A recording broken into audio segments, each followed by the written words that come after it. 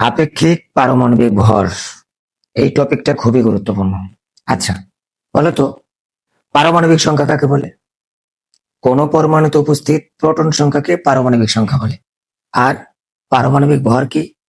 কোন পরমাণুতে উপস্থিত প্রোটন এবং নিউট্রন সংখ্যার সমষ্টিকে পারমাণবিক ভর বলে। কিন্তু আমাদের টপিক আপেক্ষিক পারমাণবিক ভর নির্ণয় করা। তার আগে আমরা একটু বুঝি যে আপেক্ষিক পারমাণবিক ভর ব্যাপারটা কি।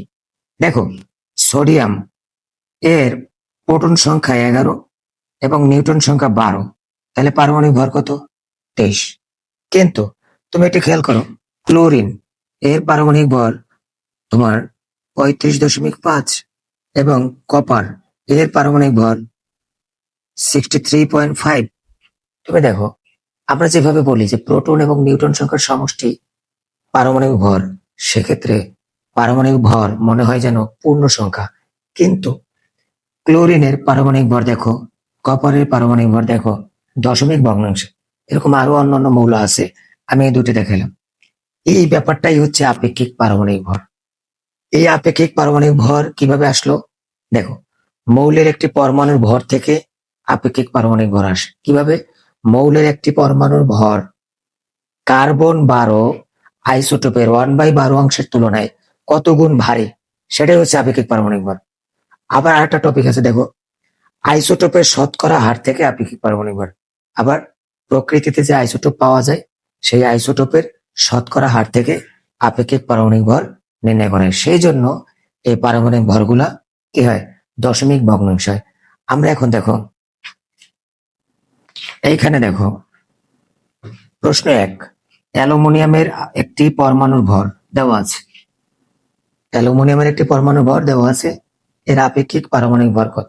তাহলে আপেক্ষিক পারমাণবিক ভর কি?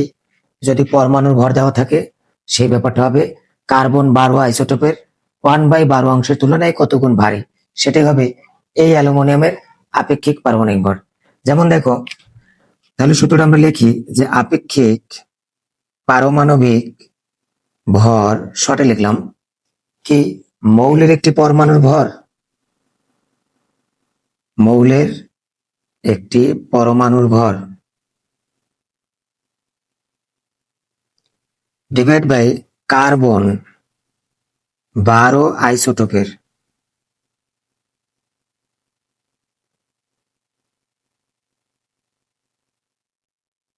টোপের 1/12 অংশ। এটা হলো ফর্মুলা কি? মৌলের একটি পরমাণুর ভর দেওয়া থাকলে মৌলের একটি পরমাণুর ভর ডিভাইড বাই কার্বন 12 আইসোটোপের 1/12 অংশ। এইটা ক্যালকুলেশন করলেই তুমি একটা পরমাণুর আপেক্ষিক পারমাণবিক ভর বের করতে পারবা। যেমন অ্যালুমিনিয়ামের একটি পরমাণুর ভর কত আছে? 4.482 ইন্টু 10⁻23। এটার আপেক্ষিক পারমাণবিক ভর। তাহলে আমরা এই ফর্মুলায় ফেলাই দিই। দেখো, এখানে অ্যালুমিনিয়াম পরমাণুর ভর কত? 4.482 ইন্টু 10⁻23।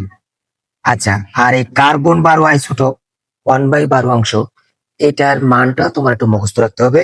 এটার মান হচ্ছে 1.66 ইন্টু 10⁻24। এখন আমরা ক্যালকুলেটরে এই জিনিসটা লিখবো, লেখার পরে ক্যালকুলেশন করে বের করবো কত আসে। 27। এই হচ্ছে অ্যালুমিনিয়ামের আপেক্ষিক পারমাণবিক ভর। তাহলে আমরা শিখলাম যে আপেক্ষিক পারমাণবিক ভর ব্যাপারটা কি? যে কোনো মৌলের একটি পরমাণুর ভর কার্বন 12 আইসোটোপের 1/12 অংশের তুলনায় কত গুণ ভারী, সেটাই হচ্ছে আপেক্ষিক পারমাণবিক ভর। বুঝতে পারছো? এরপর আসো প্রশ্ন 2, প্রকৃতিতে ক্লোরিনের দুটি আইসোটোপ আছে। ক্লোরিনের দুটি আইসোটোপ আছে, দেখো, একটা হলো 35 ভর এবং অপরটা হলো 37 ক্লোরিন। এদের শতকরা পরিমাণ যথাক্রমে 25% এবং 75% হলে এর আপেক্ষিক পারমাণবিক ভর নির্ণয় করো। এই ব্যাপারটা আমরা কিভাবে করবো? তাহলে দুইটা নিয়ম, একটা হলো মৌলের একটি পরমাণু ভর থেকে আপেক্ষিক পারমাণবিক ভর নির্ণয়, আর কি আইসোটোপের শতকরা হার থেকে আপেক্ষিক পারমাণবিক ভর নির্ণয়। আমরা 1 নম্বরটা করলাম। এবার আইসোটোপের শতকরা হার থেকে আপেক্ষিক পারমাণবিক ভরটা শিখবো। দেখো, তাহলে আমরা এখান থেকে লিখি যে দেওয়া আছে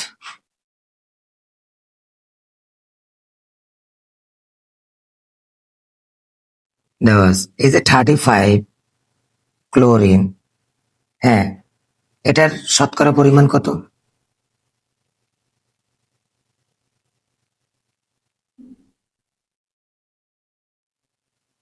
এটা শতকরা পরিমাণ কত? যত গ্রাম, তাহলে এটা কত? 25%। তাহলে এটা আমরা লিখি 25%।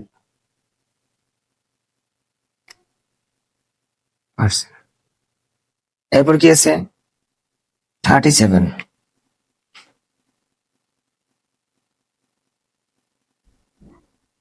75%। এই শতকরা পরিমাণের হার থেকে আপেক্ষিক পারমাণবিক ভর। আমরা লিখি যে ক্লোরিনের আপেক্ষিক পারমাণবিক ভর। এই ব্যাপারটা খুবই ইজি। কি লিখবা? 35 ইন্টু 25% প্লাস আবার 37 ইন্টু 75% ডিভাইড বাই 100। তাহলে কত আসে ক্যালকুলেটর দেওয়ার পরে? 35.5। এটাই ক্লোরিনের আপেক্ষিক পারমাণবিক ভর। তাহলে আমরা শিখলাম যে মৌলের একটি পরমাণুর ভর থেকে আপেক্ষিক পারমাণবিক ভর নির্ণয় এবং আইসোটোপের শতকরা হার থেকে আপেক্ষিক পারমাণবিক ভর নির্ণয়। এই টপিকটা তোমরা ভালো করে চর্চা করবা। এই দুই রকম প্রশ্ন কিন্তু তোমার পরীক্ষায় আসে। ধন্যবাদ।